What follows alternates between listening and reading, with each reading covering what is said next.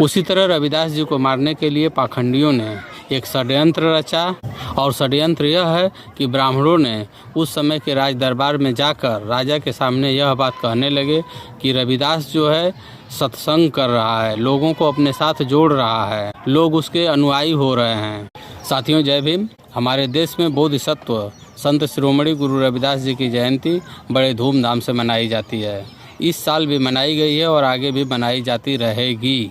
बोधिसत्व संत शिरोमणि गुरु रविदास जी को लेकर के समाज में जो अब तक जानकारी थी, अब उस जानकारी में थोड़ा बदलाव आ रहा है। अब तक लोग वही जानते थे जो ब्राह्मणवादियों ने परोसा था या वे जो बताना चाहते थे, लेकिन अब हमारे समाज के लोग संत शिरोमणि गुरु रविदास जी के बारे में खुद गहन अध्ययन करके सच्चाई का पता लगा रहे हैं। जो छोटी छोटी बातें आज तक हम लोगों से छिपा करके रखा गया था, उन्हीं छोटी छोटी बातों पे आज हम चर्चा करने जा रहे हैं। वीडियो थोड़ी लंबी होगी, लेकिन इसे पूरा ज़रूर देखिएगा, क्योंकि इसमें उन्हीं बातों का जिक्र किया गया है जो समाज से छिपा करके रखी गई हैं। या फिर ज़्यादा बड़ी होगी तो इसे 2 पार्ट में कर देंगे, पार्ट 1 पार्ट 2। जैसा कि हम सभी जानते हैं कि संत शिरोमणि गुरु रविदास जी भगवान राम और कृष्ण के परम भक्त थे और रामानंद के शिष्य थे।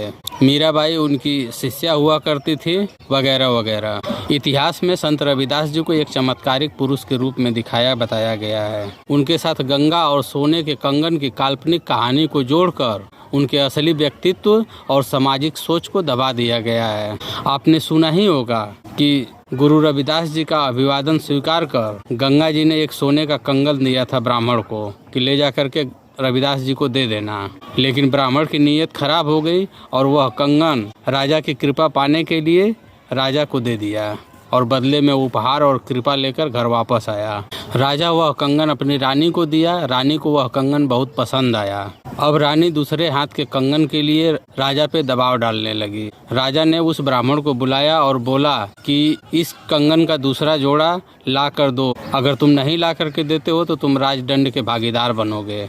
राजदंड के डर से ब्राह्मण भागा भागा संत रविदास जी के पास गया, अपनी गलती का माफी मांगते हुए पूरी बात रविदास जी को बताया और रविदास जी का पांव पकड़कर रोने लगा। उस समय उस ब्राह्मण को रविदास जी का छूत नहीं लग रहा था। इस पर रविदास जी को दया आ गई और बोले, अच्छा रो मत, मैं कुछ करता हूँ। और रविदास जी ने गंगा जी की प्रार्थना करते हुए अपना हाथ अपने कठौती में डाला और उसमें से उसी तरीके का एक दूसरा कंगन उस ब्राह्मण को निकाल के दे दिए। ब्राह्मण भागा भागा वह कंगन राजा को समर्पित किया और पूरी बात बताई। उस समय से संत शिरोमणि गुरु रविदास जी की महिमा चारों तरफ फैल गई और वहीं से यह कहावत चालू हुई कि मन चंगा तो कठौती में गंगा, और तब से आज तक चली आ रही है।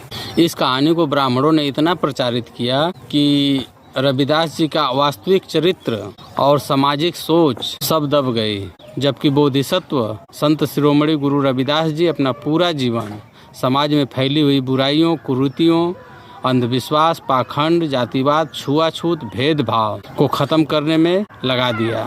अब सोचिए, जो रविदास जी धार्मिक पाखंड और ब्राह्मणवाद के इतने घोर विरोधी थे, उन्हीं रविदास जी को पाखंडियों ने भगवान राम और कृष्ण का परम भक्त बना दिया, जबकि सच्चाई इससे कोसों दूर थी। और छत्राणी मीराबाई का गुरु बताकर खूब प्रचार किया ताकि रविदास जी का ब्राह्मणवाद और धार्मिक पाखंड के खिलाफ किया गया विद्रोह लोगों के सामने न आ पाए। लेकिन रविदास जी तो ठहरे बोधिसत्व, कहाँ छिपने वाला था।